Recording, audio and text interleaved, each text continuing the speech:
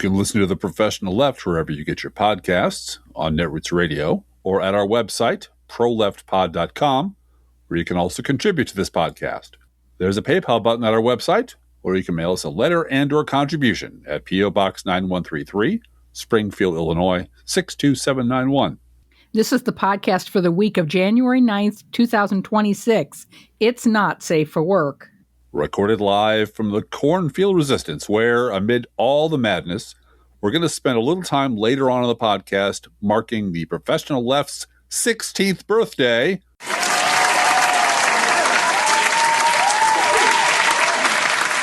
It's the Professional Left with Driftglass and Blue Gal.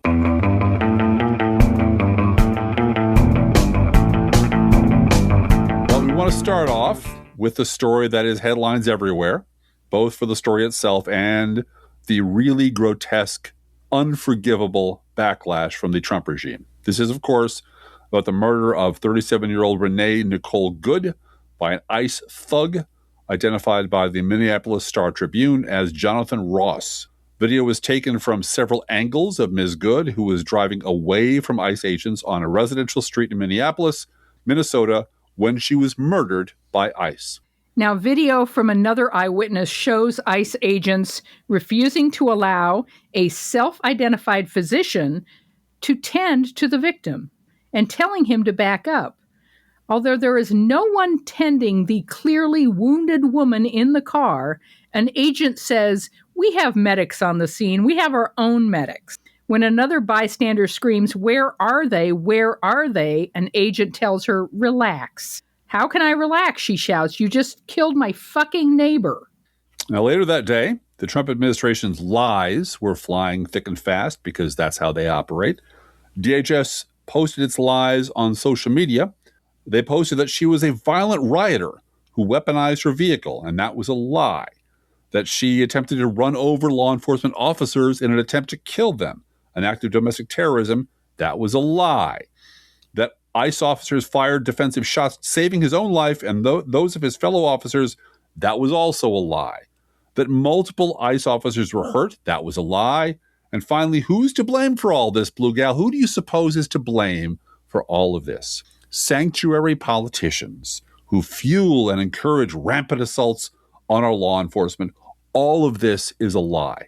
And then, of course, Trump himself began lying about it, calling her a professional agitator, driving the car in a very disorderly, obstructive way, who then violently, willfully, and viciously, all three of those things, Blue Gal, ran over the ICE officer, ran him over. It's hard to believe he's even alive, Blue Gal, but he's now recovering in the hospital. And who is to blame, Blue Gal? Who is to blame for this? Of course, it's the radical left. The radical left, Driftglass. Yeah. Now, on Fox News, Jesse Waters highlighted that Renee Nicole Good, the woman killed by ICE, had pronouns in her bio. Fox News, as usual, is stunted whenever a victim of those kinds of incidents is a white person. They lose so much of their vocabulary when it's a white person.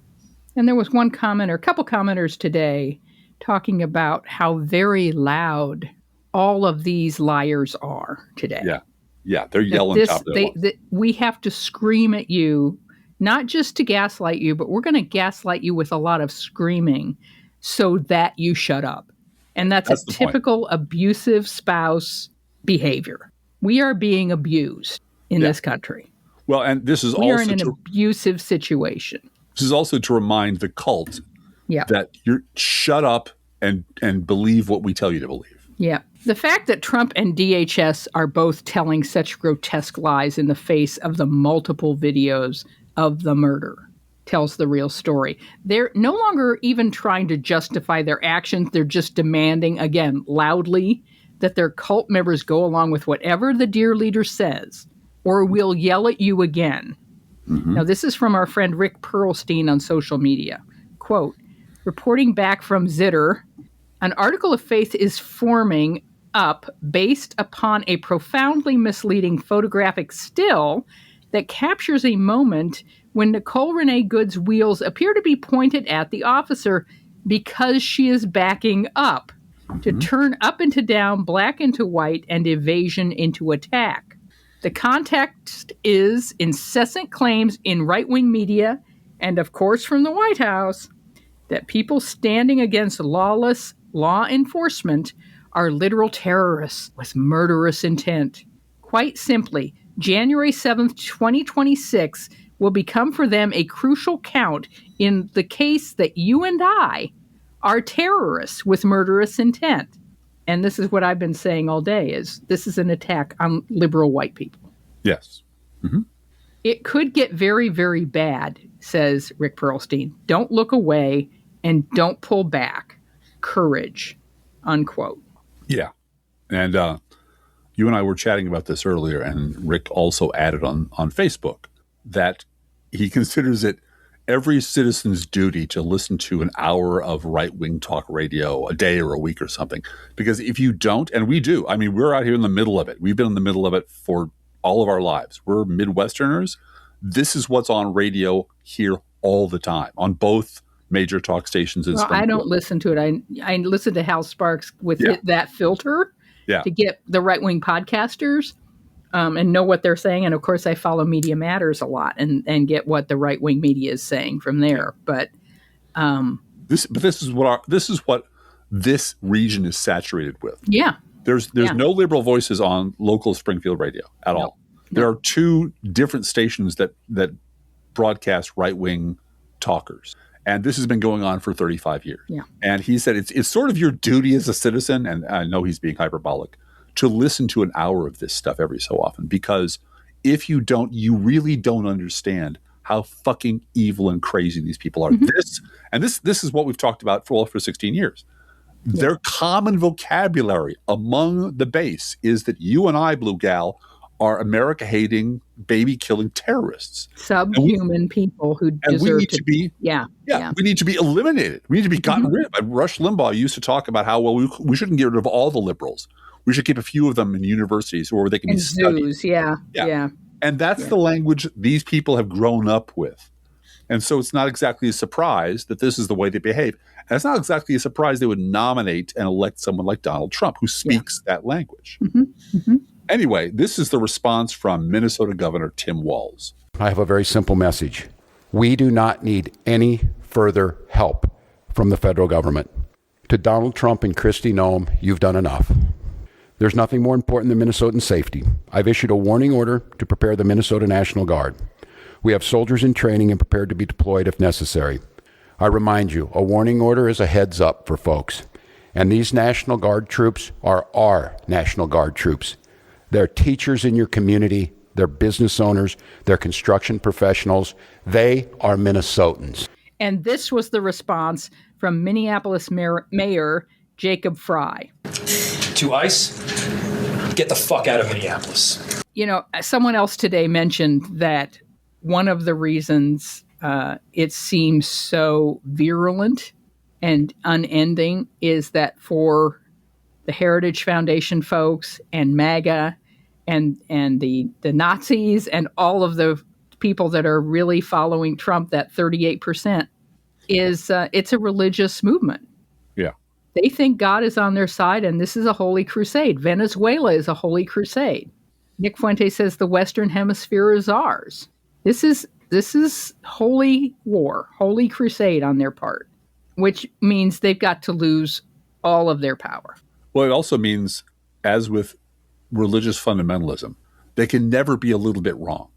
Right. It can never be that actually ICE goons just murdered someone in Minnesota. It has to be that she was asking for it. She was all the vocabulary, all that hateful vocabulary they've all learned, they've all had burned in their brain.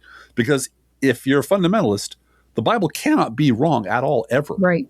Ever. There can't be a single verse, a sentence, anything that's incorrect, that is not the literal and inerrant word of God. Because if that is wrong, then everything might be wrong. Yeah. Then you start asking questions about things that you've been told to believe in. And you start noticing that there's a whole bunch of bullshit in there that makes no goddamn sense. Yep. And so you have to embrace the entire cult. You can't allow there to be any doubt in your mind, because the minute that doubt shows up, man, it starts falling apart. And that's what's happening with MAGA right now. Is they're all evil and crazy, but now they're breaking into different evil and crazy sects and subgroups. And the thing that depresses me most of all is is realizing how this would have unfolded and how it would play out if this woman had been Somali. Yeah. Oh, God, yes. Absolutely. Yep. Yep. Driftglass, in other news, and we are going to switch gears here, I will just say, I feel the emotions that you're going to feel, folks. Yeah. This feeling rage and anger and being upset and having this disturb your sleep is normal. Yeah. I can say, for me, I think for both of us, just sort of getting ready to talk to our listeners today, talking to you folks today. It's our 16th anniversary as a podcast. Yeah. Yay for us. Was really hard. Really hard. And it maybe because it's, January and it's dark and it's gloomy and it's rainy and that all has something to do. But it's just, we understand, it's just too much. It's just too much. My thoughts were, I will say, homicidal today. Yep. How many body bags is it going to take to make these people go away? And I realize that's very unchristian of me to think that way, but well, I'm going to say something, Driftglass, that's going to make you smile. Okay. One of my colleagues at Crooks and Liars wrote in on Slack and said, I showed the video to one of my Facebook friends. And this guy last year posted a meme that said, I stand with ICE. And I replied to him, I'm coming for you. Mm-hmm. And but no, you don't get to do that. And he's a Republican. Yeah. This colleague of mine shared the video today of the murder. And you know what the man said? I'm an independent. Yeah. Yep. And that was murder. And he said, and that was murder. He did say that. Mm-hmm. But that exit ramp is open all the time, 24/7, 365 for these assholes. Yep. It's held open for them. It's held open for them constantly. Well, I'm an independent. Well, I think for myself. I do my own research and on and on and on. Yeah. And that is really why it's so exhausting because, first of all, you and I have been blogging for 21 years. Right. And and at some point, as we said this on Tuesday, this is all really familiar. It's worse. It's so much worse than it used to be. Worse. It's worse. It's worse in volume, but not in kind. Yeah. It's the same fucking behaviors, and everyone can see it. Anyone who's bothered to look at anything to do with politics for decades can see where the DNA of this is coming from. Sure. And knows what it's going to take to shove the genie back in the bottle.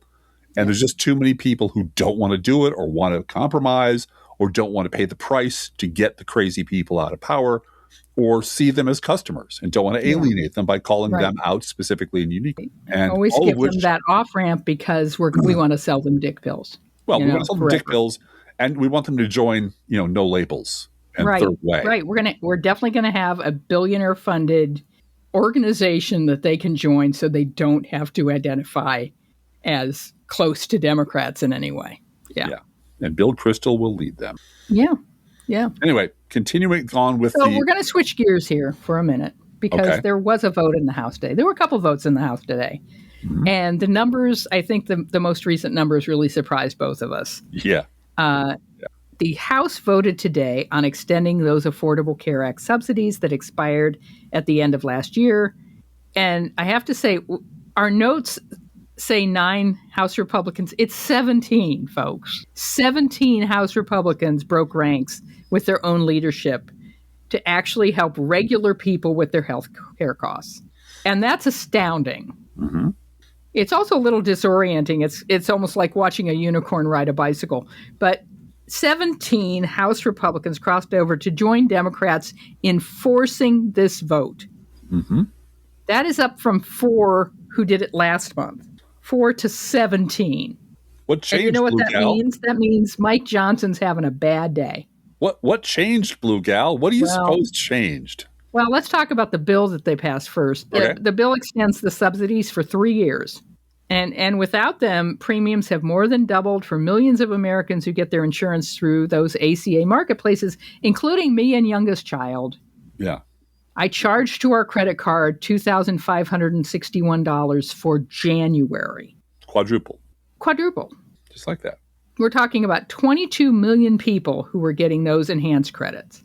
And so yeah. Yeah. And that's, I have a feeling that as we predicted, it didn't require, a prophet to see what was coming.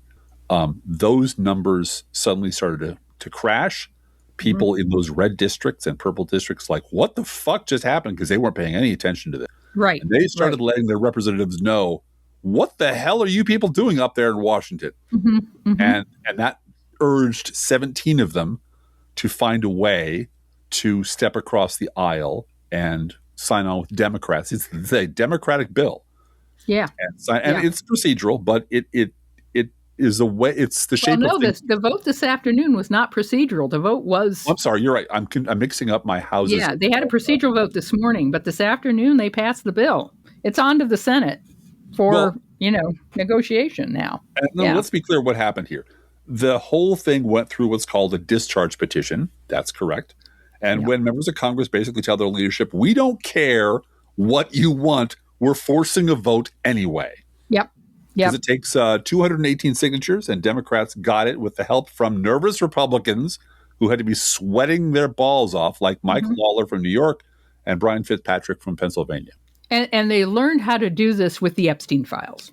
Yes, they did. This is the second discharge petition that this Congress has signed, and the first one was for the Epstein file. This was the central issue, by the way, healthcare, ACA extensions, the central issue in that record-breaking government shutdown last fall. 43 days, longest in history. I don't remember what happened last. It was so long ago, Blue Gal. I don't even remember. No fair.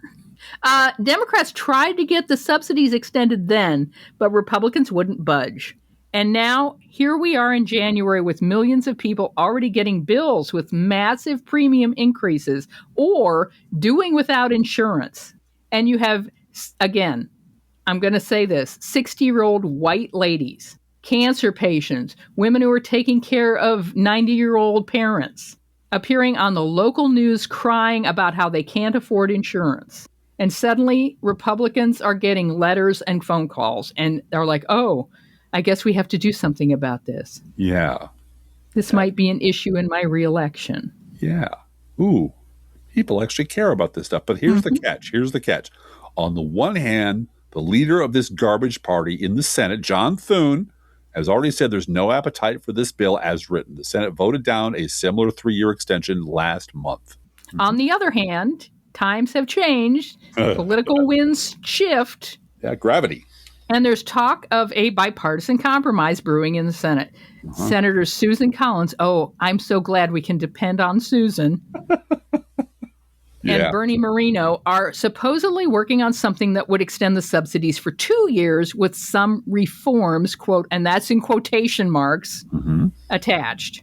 Things like income caps and minimum premiums, which minimum premiums is terrible, by the way. If you force a poor person who's used to getting it for nothing to pay $5 a month, that's too much for some people. Yeah. Yep. And then that shrinks the pool, and that increases prices for everybody. What about if we just have tort reform, Blue Gal? Wouldn't That's tort what we reform need is fix our tort problems? reform and sell it across state lines too, Driftglass. Don't forget. All the old bad ideas. They want to make it more palatable to Republicans, though. They have to give them some way to save face. And somehow these Republicans in the year of our Lord 2025 all of a sudden discovered that keeping private insurance alive means the subsidies are handouts to insurance companies. Oh, my God. We shouldn't be giving all this money to insurance companies. If only there was some kind of option inside the bill that would allow the public to choose something other than a privately held for-profit insurance company, Blue Gal, because helping regular people afford health care in 2009, when Obamacare was passed, required that all Republicans, plus Joe fucking Lieberman, vote down any public option and give a handout to the big insurance companies. But now that's a problem. That's weird how that happens. So let's not kid ourselves. They have not evolved 1 second. They're just throwing up any objection, no matter how hypocritical or dumb, to kill the bill. The big, ugly bill passed by Republicans last summer gave tax breaks to billionaires and cut Medicaid. That's the Republicans' fiscal policy. So this isn't about them suddenly discovering compassion or growing a spine or coming to Jesus. This is about political survival. Some of these House Republicans represent swing districts where people actually use the ACA. And for Republicans in the Senate, there are 22 of them up for re-election in 2026. They know if they go home and tell their constituents, sorry, your premiums doubled because we refused to act, that's not going to play well in their districts or their states when they go home. Yep. And I got to say, this is where propaganda works in our favor, because Mike Johnson tried to say, well, it's only 4% of people getting subsidies that are in this cliff area. But you put a woman on TV who's lost her subsidies, and everybody who depends on those subsidies thinks their subsidies are at risk, which they are. Yeah. Oh, yeah, absolutely. Yeah. And they realize, because again, there's no way to both sides this. The only people objecting to these subsidies are Republicans. And they're on the record. They're on the record and saying it all over right-wing media. Yep. And that can go in ads. What you say on right-wing media can go in ads against you. I did want to ask you, Driftglass, just a math question about... Oh, God. 13 Democratic senators are up for re-election. Carry the one. Got it. Okay. And there are 22 Republicans up for re-election. Right. And up until this moment, that has seemed to mean, oh my gosh, they're going to hold on to the Senate. Right. Because those senators are from red states and so forth. And that's not necessarily true because, for instance, in Ohio, Sherrod Brown is running again against Bernie Moreno. Yeah. And, that may be a winnable race in what is a blue wave election. Mm-hmm. That seat could flip, and other seats could flip. They could, yeah. Florida, the woman, not Rick Scott, but there's a woman who is the other Republican senator from Florida. I forget her name. I'm sorry. But she took over Marco Rubio's seat when Marco Rubio became Secretary of State, and now she's up for re-election in 2026 because that's when Marco Rubio's term ended. And then she's got to run. If she wins, she's got to run again in 2028. Mm-hmm. So she's got 2 elections in 2 years that she's got to win. A state and full of Florida is ACA central. Exactly. I was going to say, Florida is, I'm not sure if it's the number one state, but maybe per capita. It is. Number one state it is. For people who are on Medicaid or on the ACA, on the exchange. Well, Absolutely. What happened is there were some, I hate to say it, smart Republicans, but there were some smart people in Florida who realized the Florida legislature was never going to expand Medicaid. And so the thing to do was to market the hell out of ACA and get business people in Miami. And we know where those people are from. And those people are really pissed right now because of wars in Central America and South America. Anyway, I think the dynamic right now is teetering. And this idea that 22 Republican seats are up for grabs in the Senate is not a safe bet anymore. Yeah, I think it's still, I think it was like 90-10, 80-20. I think it's now down around 65-35. Yeah. You know, it's a hard climb because let's never lose sight of the fact Republicans are terrible people who will vote to cut their own throats as long as it hurts a liberal. Right. But man, you've got Venezuela, you've got the Epstein files, you've got the Republicans just absolutely fucking the chicken on ACA publicly. Yeah. And you've got Donald Trump just losing his mind on social media and on television every fucking day. And he's not on the ballot. Right. So and the poll number that I keep looking for and the poll number that I keep seeing is young men. And young white men are fleeing MAGA because it's not cool. It's not getting them laid. Mom Donnie is getting them laid. Uh-huh. Mom Donnie is Hinge, folks. Apparently. There we go. And he's fun. He's fun. Women like him. And women get happy when they think about a politician like that. And happy women are interested in dating. Happy wife, happy life. Happy women, happy swimming. I don't know. This whole incel thing I've said this so many times, and I'm sorry for being so repetitive, but if the Democratic Party can bottle that part of the Mamdani product and make it a dating platform, come and volunteer. We're going to have fun and do videos of volunteers of both genders, of all genders. Right. Of all genders. All genders, colors, everything. Yeah. Yep. Meeting, smiling at each other, open mouth smiles. Yeah. Women with open mouth smiles looking at you. That's right. Oh my God. That's what sold. Isn't that what Humphrey Bogart said in Casablanca? It just, you got to put Ingrid Bergman across from me. Right, right. And have her look at me like I'm the greatest lover in history of world. And then I'm handsome. I don't know that he said that. And he's the coolest guy ever. I mean, let's face it. Bogart is my guy. But if you want to make him look like a sex symbol, he's a short man with a lisp and kind of looks funny. Put her across from him. Put Lauren Bacall across from him. In platform shoes, which he was standing on a box. But yes. Put Lauren Bacall or Ingrid Bergman across from him. Yeah. Looking and have at her look at him like, oh my gosh, I just want to do you. Boom. Done. Yeah. So the slogan for Democrats 2026 should be, "Hey baby, vote here often."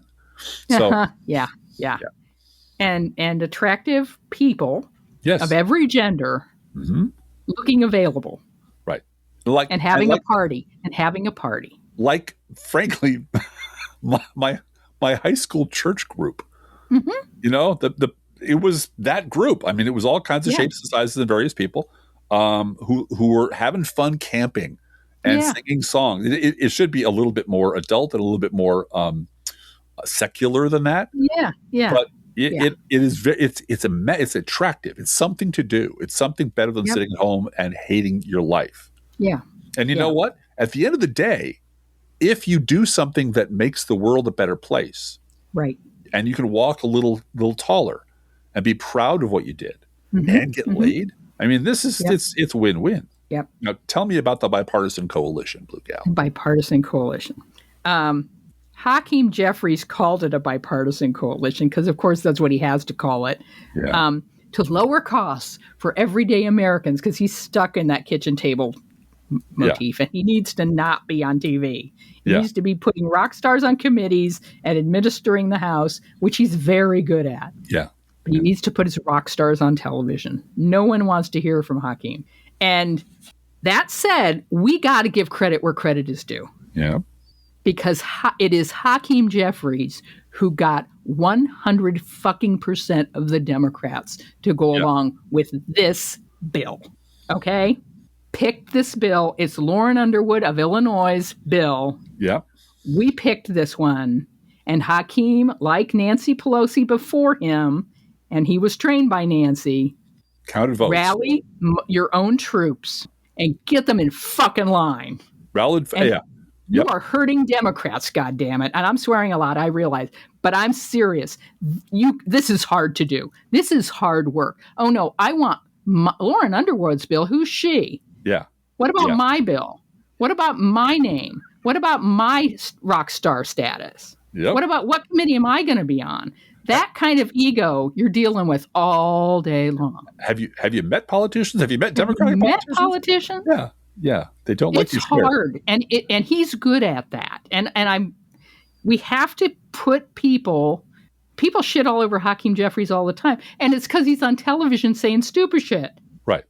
And he doesn't need to be there. He needs to be the administration of the House Democrats, which he's really good at.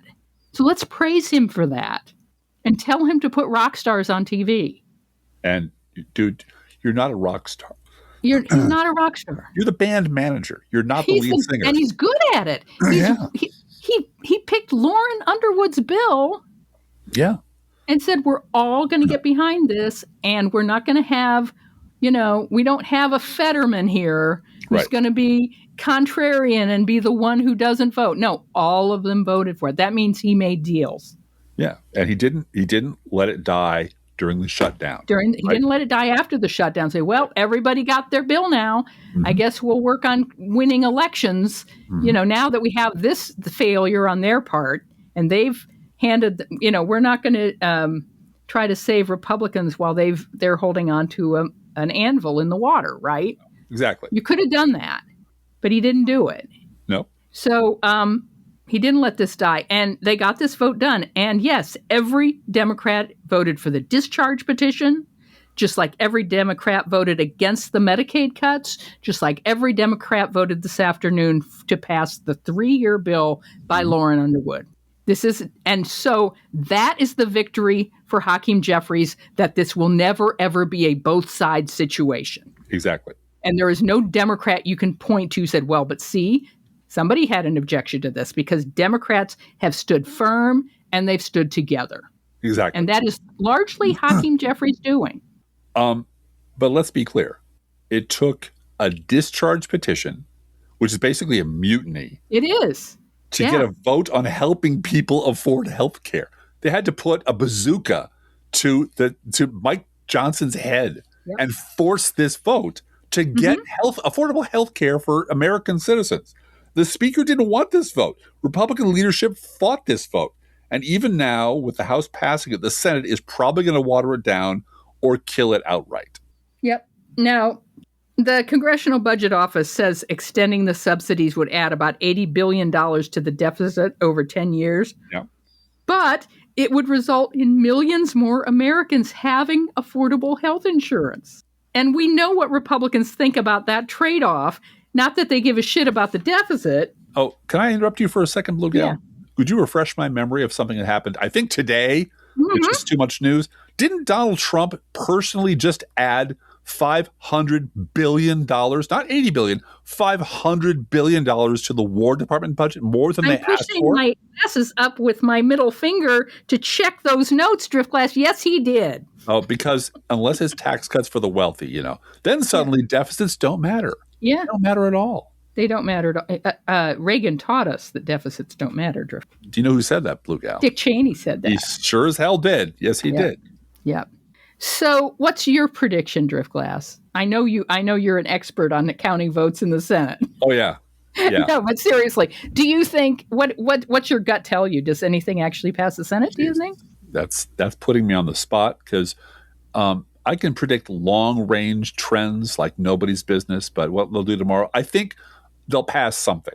And it will be bad. It'll be watered down. It'll be riddled with poison pills, but they'll pass something.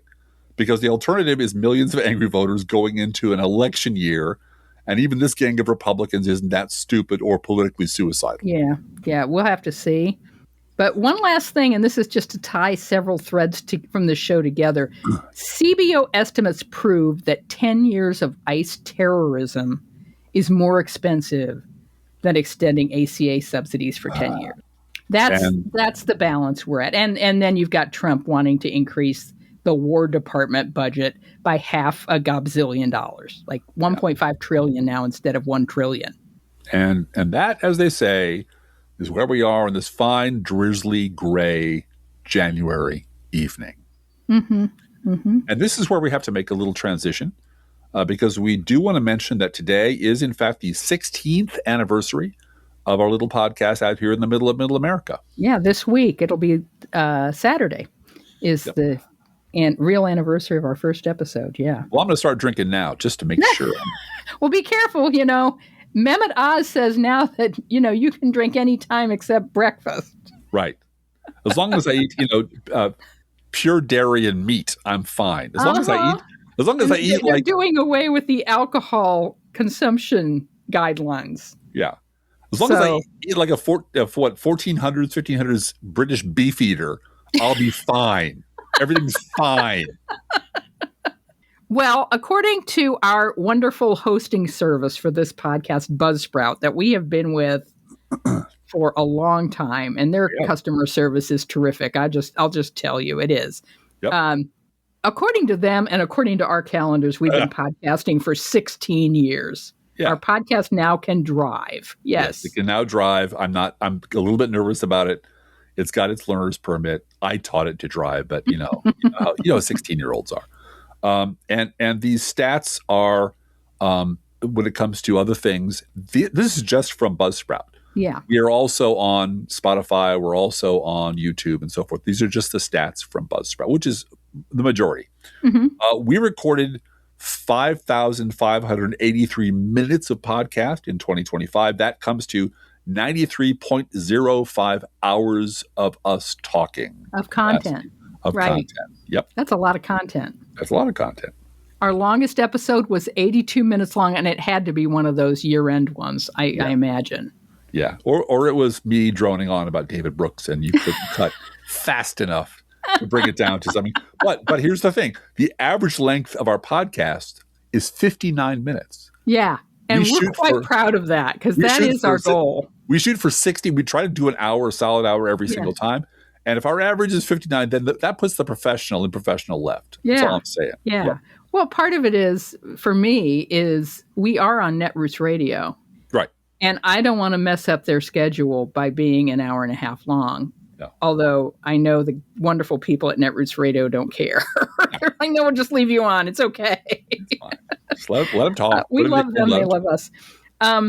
So we kept publishing, and I find it interesting that Buzzsprout provides us with this information. Yeah. Because it means that a lot of people don't have this information. Right. We recorded 92 episodes in 2025, and this was the one that made me laugh. We recorded podcasts 12 out of 12 months. Yeah. And again, that's the dog that didn't bark. That's the dog that didn't bark. That's how I am with my knitting podcast, though. There are months when I don't put up a knitting podcast, so I get it. And we know that after 16 years, or after all those years, there are people out there who really do want to hear from us and want to. This is something you just pop in and you listen to and like. Well, and we try when we're gonna be off on a Tuesday, or we're gonna be off for some reason, to tell you in the show notes and in the podcast and so on. And we still get emails like, "Where are you?" If we miss an episode, miss a date. Yeah. And we might not be your first choice, but we are a choice that you all make, and we really do appreciate it. And we appreciate it. Much. Yeah. And this one blew me away. Absolutely blew me away. But I should have known, because we do get letters from all over planet Earth. We are heard in 144 countries. Yes. Someone has listened to our podcast in each of 144 countries.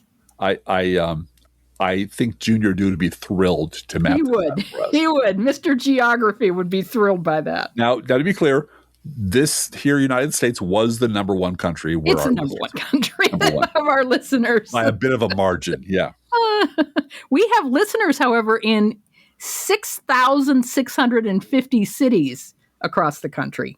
Chicago, Illinois was number one, followed by New York and LA, and that's just concentration of, that's demography. That's all that is. No, that's New York and LA. That's the Pod Save lads listening to us and stealing content. For ideas. Yeah. and that's the Bulwark seethingly angry listening to us talking shit about them, saying, yeah. Well, you listen to them seething right back. I listen to them for a very specific reason, which is these people have been handed a massive platform by the liberal media. Yeah. That's what it comes down to. And they are basically the reason George Conway has any shot at running for anything is because he is their candidate.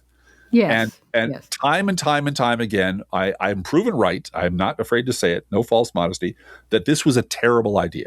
Yep. That they are setting more of the agenda, that way more than I'm comfortable with. They're lecturing liberals on how to behave. They're rewriting their own history to suit themselves. And they do some good. I'm not going to deny that. But it is important for us to understand what they're doing in our name, just as it was important to listen to Meet the Press or This Week, which I did for 12 years, 12 out of 21 years or more, because they're the ones that the opinion makers are showing up on. They're the ones They're the ones who are defining the vocabulary and the parameters of the fight. And they're not doing it. They're doing it by pretending that either we don't exist, liberals don't exist, or liberals are in fact sort of the enemy, and that they had nothing to do with the situation we're in now. So that's my one of the things that Buzzsprout can't give us in terms of statistics is the people that we hear from on email and get letters and postcards and Christmas cards come from. Yeah. And demographically speaking, those folks are mostly blue dots in red states. Yes, they are. Absolutely they are. So grateful to all of you. Now, I'll come to a very specific example of this in a few minutes. I have it jotted down to talk about it. But suffice it to say, I don't listen for my health. One of our most popular, not one of them, our most popular episode this year was episode 932, The Evil That Men Do, which was the podcast we recorded following the murder of Charlie Kirk, which doesn't surprise me. Not surprising. No. And over the last 10 years, the percentage of support, financial support, has remained very stable. Our enterprise here is funded completely by you guys. Yep. And it is by somewhere between 1% and 2% of our listeners, which we know from experience is pretty standard for any organization seeking donations. If you get an envelope from Habitat for Humanity, right, they are expecting a 2% return. Yeah. Or a church or, Yeah, or whatever. They are expecting a 2%. Yeah. Anybody who seeks donations to support their organization is expecting that. And I know some of you are like shocked that who are regular contributors, and boy, do we appreciate that, are like only 1 or 2% of people are supporting, even 98%. Trust me, this is just normal. I wish it weren't. I wish it were 50%, but it's not. And we are grateful to everyone because there's an expenditure on your part as well. You're spending time out of your day to listen to us. And that is valuable. That's incredibly valuable. And here is talk about politics and media and what's going on in flyover country, what's going on with our kids and what's going on in our town. And since we know that realistically a consistent 1 to 2% rate of financial support is what we can expect and predict, the best way to keep our project funded is by growing our listener base. The bigger the pie, and all that. So a bigger pie and 2% of that larger pie is more. Yeah. So yes. And I'm also going to rat out my beautiful wife, Blue Gal, because I don't know if you know this, but she has returned to blogging. This week, I have started writing at my own blog again. Yes, she did. And you know what? You're a really good writer. I mean, thank you. I've rediscovered my archives. Yeah. Oh, that's the thing. Blue Gal has rediscovered her archives, and oh my, what fun that is for us all. It has made our home a much merrier place. Like, oh, remember this? And of course I do, because I'm a good husband. Driftglass, I would like you to riff for a moment on what is a neoconservative and what is a Republican. Well, that gets back to your mind. What's going on there? I'm noodling through a much longer post for my blog. I'm not returning to blogging, so there's no fanfare. No, he's blogging every day. But our friends over at the Bulwark, Sarah Longwell specifically, had a long tear about how, and I referred back to your column in Crooks and Liars from August of 2016. Don't you dare call it Trumpism. Don't you dare call it Trumpism. Because it's a very important piece that I wrote in August of 2016. August 1st. It was August 1st. It was before Trump was ever elected. That's right. And it was the media was calling it Trumpism. And it was interviews with Republican voters. Yep. Who were voting in the primary for the Republican candidate to run the Republican Party in the election. And suddenly it's not Republicans anymore, it's Trumpism. Right. That's not us. And it has remained completely consistent for the last decade, which is the people who used to be the elites of the party, the fraction of 1% of the party that used to have all the outward facing part of the party, the pundits, Weekly Standard, the Tim Millers, those folks cannot bear the thought that this is their party.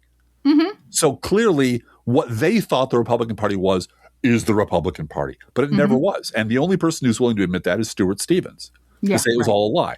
But people like Sarah Longwell, they really need republicanism to mean what they always wanted it to mean. Fiscal responsibility.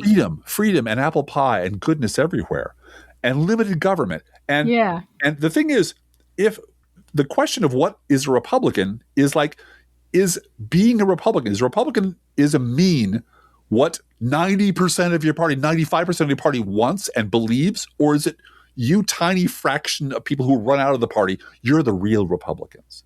I say utilitarianly, you're not, and you never were. The Republican Party is the party of Rush Limbaugh and Newt Gingrich. Right. That's the Republican Party we've been seeing. That's the Republican Party we fucking warned you was coming for you, that was boiling right below the surface. That's the Republican Party you depended on to win elections and denied existed when there was no election to talk about. Yep. And now that they've run you out of the party, you don't want to accept the fact that that was always your fucking party. But she did take it one step further into neoconservatism. You know, just because of Afghanistan and Iraq, that's not what neoconservatism was about. And I'm like, are you fucking kidding me? I believe I wrote something in my draft. This may never make it to print. Like, before we climb all the way to the top of Mount, the stupidest things anyone's ever said, and carve this in there, you know, I'd like to introduce you to a gentleman named Bill Kristol, who you might know, because he's the co-founder of the fucking Bulwark. And if I had a and also a project for a new American century. Exactly. Have you met Bill Kristol? Have you seen him on the million times he's on Meet the Press talking about it? Have you ever read it? He had a little magazine called The Weekly Standard, where your entire fucking never read it? Yeah, but apparently none of his dad was the granddaddy of neoconservatism. Yeah. But apparently that's not neoconservatism. What it really means, Blue Guy, words don't mean anything anymore. What it really means, bullshit. You wanted it to have been something other than it was. I'm not sure what tense that is, past, perfect, future, something, but it is burned into their souls that they can't admit that they were the fucking dupes. You know what Sarah Longwell needs to do? She needs to have tea with Laura Loomer. Yeah. She needs to sit down for a meal with Laura Loomer. I hate to say that, but that's what she needs to do. She needs to sit down and have a meal with Laura Loomer and find out what the Republican Party really is. If she wants to know what neoconservatism is, she should sit down and have tea with Liz Cheney. You know, she could do that. The hero of the resistance that we're not supposed to talk about because her past is so fucking evil. Yeah. So, but you mean a mother and a patriot, Liz Cheney? She's a mother and a patriot. Yeah. But it is this constant, and this is where I'm watching history. They're trying to destroy history. Yeah. They're trying to as much as any Republican in the Trump administration is trying to destroy history, they're trying to destroy history. And the problem is across the board from, Brett Stevens and David Brooks and David French, all of them have a commanding position in the media now. Yeah. We don't have. So we are watching them to their own benefit, destroy history, and pretend things ain't the way they were. And we were there. We have the archives to prove it. Yeah. And I am very tired of these people who are making extraordinarily good living, who have massive meetups and huge media platforms and are a constant presence on liberal media telling me things I know ain't true. Right. Right. And the only person who's straight about it is Stuart Stevens, who you never hear involved in these conversations. You only hear people talking about us, people like us, liberals, as straw men. The left says this and the left says that. They never actually ask us to explain anything, but they live off of this ridiculous fantasy that what they believed in was what the party and the movement was actually about, and it never was. And they apparently live under the fantasy that they are going to be the ones that rebuild the Republican Party after Trump. Well, yeah, of course they are. When they're traitors. They're traitors to whatever movement MAGA pretends they were a part of once Trump is gone. Well, and that's the great pretending is coming. That's what they positioned themselves to be in 2016, which is we want to be the we told you so party. Right. That when Donald Trump loses in 2016, they're never going to hear we told you so because the rebranding is coming. Yeah. And we already see it with the reaction to this murder. To bring it full circle, well, I'm an independent. Even though you posted I stand with ICE 10 months ago, you saw this murder on video and said, well, that's a murder and I'm an independent. And voted this for is Trump 3 times, did you? And if you've been listening to this podcast for 16 years, well, first of all, bless you. Yes. Secondly, there are certain soapboxes I climb up on, and one of them which is using collective words to describe groups of people that cannot be described that way. So when I hear from Heather Cox Richardson, who I adore, who's one We all adore her. Talk about the American people are finally waking up. No, they're not. Nope. No, they're not. Nope. No, a bunch of, because if you go to the protests, you see a bunch of people who are my age or older, who are hippies, who are on the streets, supplemented by a small number of young people, which is great. But that's not the American people. Those are Democratic voters. Yes, those are not new people. And they're under attack right now. Yeah. Yeah. And so saying that the American people are waking up is bullshit. Yeah. The same percentage of people in every category are the same as they were 2 years ago. And there is an internal rebranding going on because Donald Trump is shitting the bed every day. Yes. Or when we talk about the voters. No, there's no such thing as the voters. You know who's responsible for Trump? The American voters, the U.S. voters. All right. Can you explain something else to me then, Driftglass? One thing. Yeah. If you live in Denmark and you say the American voters are to blame, I accept that. Because this is my country. Right. If you live in this country and participate in politics, it's bullshit blaming the voters. It's Republicans, and it's always been Republicans. So what can I say? And I will say on behalf, I don't want to speak for Heather Cox Richardson, but I do believe that her role is a little different from ours. Yep, it is. And her role is to speak to my friend in Boston that I talked to him about this in the last episode. I don't disagree. On the right side of history, is a good liberal and cannot take a bath in it every day because she's got a life that's not politics. And bring historical perspective to the table and do it every day and do it eloquently. And she has saved a lot of people's sanity by doing it. Yep. And I read her religiously now because she's like your mom, Driftglass. She's so thorough. She's thorough. She's so thorough. And she's gentle. And she's not she's not soft, but she explains things gently and clearly. When I was reading her this morning, I was thinking this is just like Driftglass's mom writing from the Philippines with all of the detail of what life is like and recording it for history. Yeah. So believe me. And it reminds me so much of Grandma Shirley. I ain't picking a fight with Heather Cox Richardson. No, she's amazing. Definitely not. She has a different job than we do. Right. My bugaboo is that the collective nouns of this is voters, Congress. You've heard it. You heard me do this 100 times before. Is when you start being non-specific about who's to blame, who is right, who is wrong, who will save us.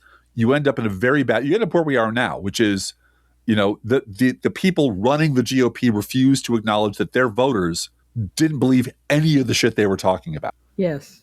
And as an aside, one of my posts I wrote this week for Blue Gal was taking issue with letter writers in the New Yorker, one of whom said, "We feminists must help to define masculinity for future generations." And I just said, that sounds like more unpaid labor.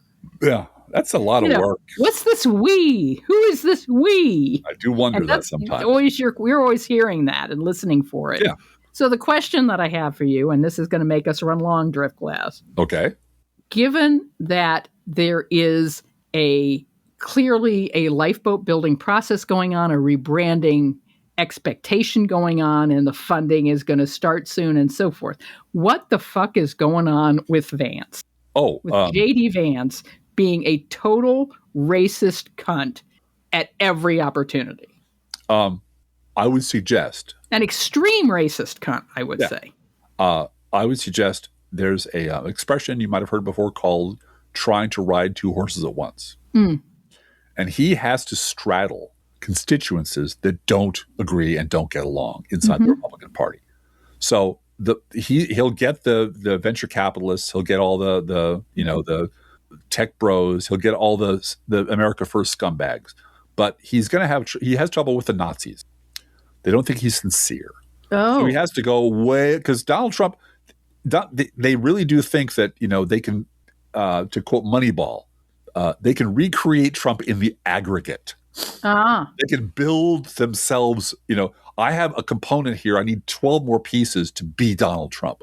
So Donald Trump's a racist, lying asshole. I need to be an even bigger racist, lying asshole. A louder, more virulent racist asshole. Exactly. Yeah.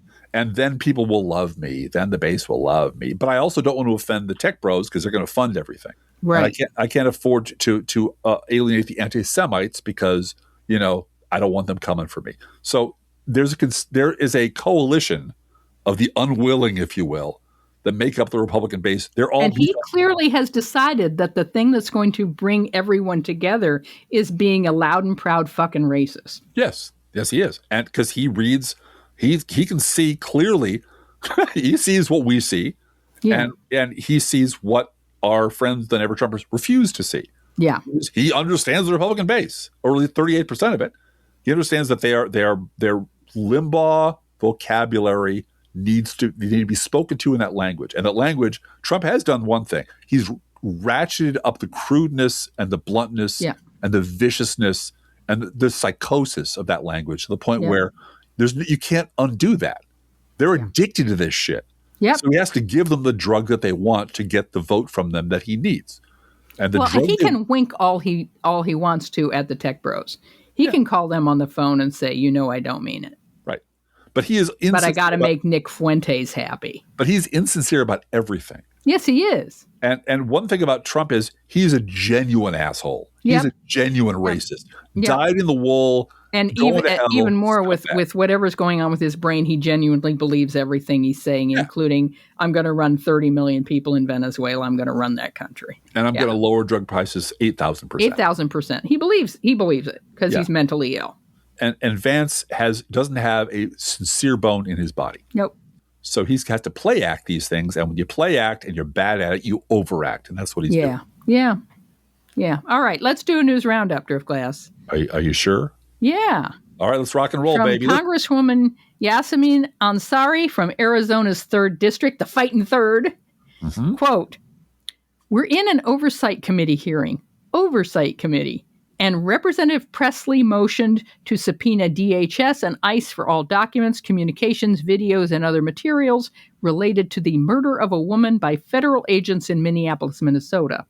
Not a single Republican voted for it, unquote. From ProPublica, December 29th, 2025, quote, our reporters reached out for comment. They were accused of stalking and intimidation because asking questions is terrorism. Our journalists reach out to people they're writing about to ensure fairness, but in this environment, they found their efforts to do so are more likely to be vilified than appreciated, unquote. From friend of the pod, Charlie Pierce, December 30th, 2025, quote, when Trump's term is finally up, we must burn his legacy to the ground. We don't need to heal. We don't need to focus on kitchen table issues. We need to divert the river to clean out the stables, unquote. Fuck yeah. It's exactly right. From the New York Times, quote, Hegseth starts proceeding against Senator Mark Kelly over his remarks. Defense Secretary Pete Hegseth blasted the senator for seditious remarks. Mr. Kelly said he had done nothing wrong and cited similar comments by Mr. Hegseth, unquote. From ABC News, quote, the Trump administration will control Venezuelan oil sales indefinitely, with Energy Secretary Chris Wright saying that the U.S. will market the crude coming out of Venezuela. I wonder if they're going to do that on eBay, Driftglass. Market it and oversee both the flow of oil and the cash it generates. Wright said the oil will be sold by the U.S. government with proceeds deposited into accounts controlled by the U.S. government, so Washington can maintain that leverage and that control of those oil sales. Nothing like small government, Driftglass. Yeah. Offshore accounts full of... Offshore accounts for me and the president. Yeah. When I'm forced to flee the country, I will have access to that money. God. From the Associated Press, quote, Secretary of State Marco Rubio, and it pains me to say that. The smart one will meet Danish officials next week after Trump's rhetoric about acquiring Greenland. White House Press Secretary Carolyn Leavitt, just such a helpful woman, said Trump and his advisors were discussing a range of options. Options for what? Yeah. And that utilizing the U.S. military is always an option. European governments, meanwhile, issued a joint statement that Greenland belongs to its people, that the Arctic security must be ensured collectively through NATO with full respect for sovereignty and borders. Danish officials warned that a U.S. attack on a NATO country would mean, quote, everything stops, unquote, reiterating that the island is not for sale and calling the military talk appalling, unquote. From Newsweek, December 24th, 2025, again, This is Laura Loomer. Trump ally Laura Loomer says Democrats were right. Laura Loomer, an ally to President Donald Trump, said, an ally is doing a lot of work here, by the way. Yeah. Said she believes Democrats were right about some conservatives being Nazis, but only some. Loomer's remarks come as conservatives remain split about the future of the Republican Party. She has argued over a series of posts in recent days that the conservative movement should have decency and reject outright racism. There's that allusion to J.D. Vance, and anti-Semitism, as many have lamented the rise of neo-Nazism. The Global Project Against Hate and Extremism warned earlier this year that there has been an explosion in active chapters of neo-Nazi active clubs in the U.S. and abroad, unquote. Yeah. Sarah Longwell, you should have lunch with this lady. She should. She'll straighten you out. Yeah, and you're right. Ally is doing a lot of work. Ally of the president. Uh-huh. You misspelled fleshlight there, boys. So. That's a word I did not expect to show up in this podcast. Well, I saved it for after the hour mark, where all the amateurs have dropped off and just the grown-ups are left in the room. From Courtney Milan of Blue Sky, quote, just a reminder that George Conway is not funding right now to run against a MAGA Republican. He's fundraising to run against progressive Democrats, unquote. Yeah. If you want to be helpful, go run against a MAGA Republican in a MAGA state in a purple. Go primary a Republican. Yeah, but leave safe progressive districts for safe progressives. And for those of you in back, let me remind you, never trust a never Trumper. Never. And he should lose this primary. Yeah. I'm going to say it. But he's on TV. He's on MS Now. He's one of us. Yeah. He says mean things about Trump. I can trust him. Nope. Yeah. Corporation for Public Broadcasting is dissolved after 58 years of service. Huffington Post reports, quote, the Corporation for Public Broadcasting was dissolved Monday by its board of directors, ending its 58 years as the primary funder for PBS, NPR, and local TV and radio stations. The board of CPB, which was created by Congress to oversee the federal government's investments in public broadcasting, didn't have much choice. Trump and Republicans in Congress last year stripped the organization of its $1.1 billion in federal funding, which represented the full amount it was set to receive over 2 years. Trump's White House claimed NPR and PBS shouldn't get any federal money because they produce woke propaganda. But both are reputable news sources, and the reality is Trump simply wants to shut them down because they don't report on him in flattering ways. Public radio stations are also a lifeline to rural communities where plenty of Trump supporters are now being hurt by the loss in services. The effort to defund CPB was led by Office of Management and Budget Director and author of Project 2025, Ross Vaught, who has been downright gleeful about haphazardly slashing billions from federal programs, unquote. And my question for Sarah Longwell is, do you know how long your former party has been gunning for PBS? Yeah. Forever. Yeah. This is a Republican thing to do. This was what your party was about. This has been on the wish list for decades. If you doubt me, there's an entire subplot in a West Wing episode about defending Julia Child and Miss Piggy. Mm-hmm. So it's been on he's just a Republican, darling. He's just a Republican with the mask off. Also from CNN, quote, judging from his posts, Dan Bongino is clearly furious with some of the right-wing critics of his FBI tenure and eager to get even from behind a podcast mic. Because we're better. He can start lying again, for God's sakes. That's the important thing. Point. He doesn't have to go and be under oath and tell the truth. He can just lie to these idiots and they'll send him money. Julia Alexander quipped, leaving a big job that you thought you wanted in order to focus on podcasting absolutely encapsulates the last few years, unquote. 100%. They're all influencers, not professionals. They're all and speaking of influencers, Driftglass. Yeah, go from for it. From the Financial Times, January 2nd, 2026, quote, influencers and OnlyFans models dominate U.S. extraordinary artist visas. Trump is letting all the OnlyFans artists in, Work permits, this is again from the Financial Times, work permits increasingly being awarded on the basis of online reach and follower count, favoring certain content creators, unquote, if you know what I mean. It's prostitution all the way down, Driftglass, in the Trump administration.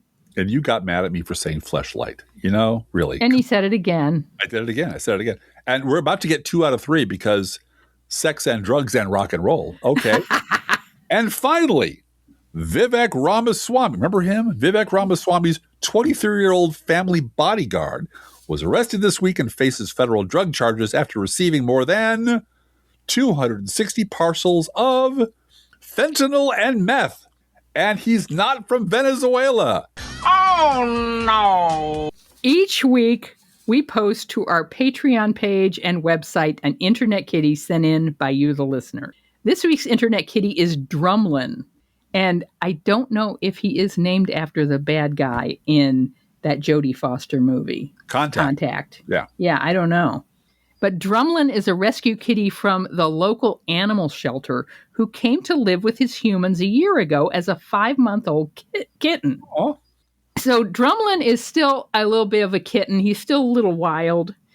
And while he will eat freshly poured cat chow, Drumlin prefers freshly spooned canned food, which he feels should be fed on demand all day, every day, and it is not.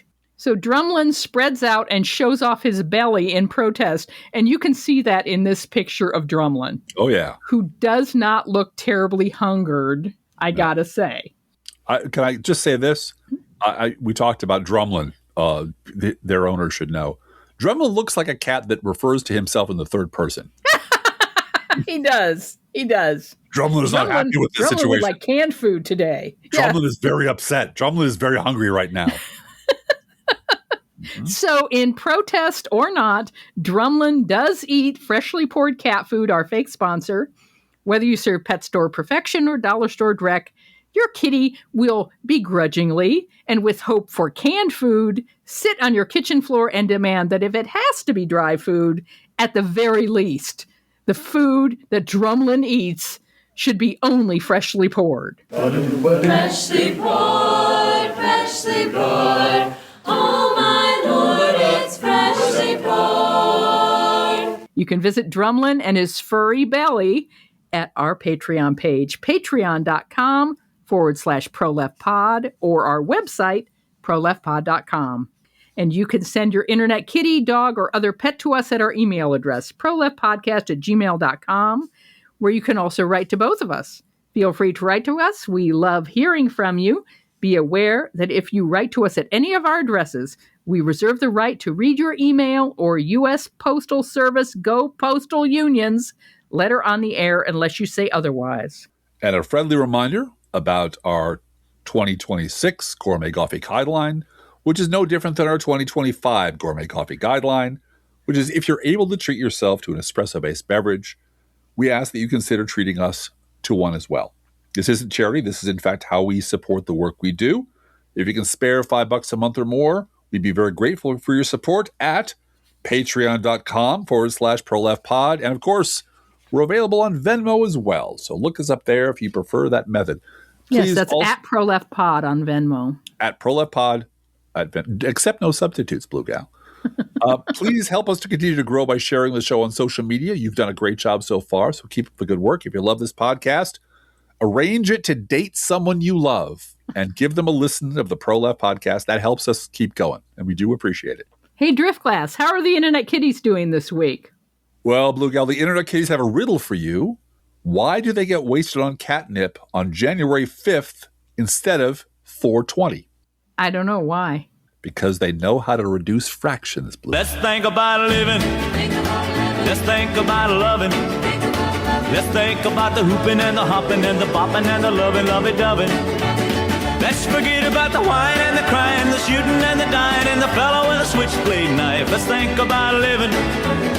Let's think about life. The Professional Left podcast is produced and recorded under a Creative Commons license. Copyright DGBG Productions. ProLeftPod.com.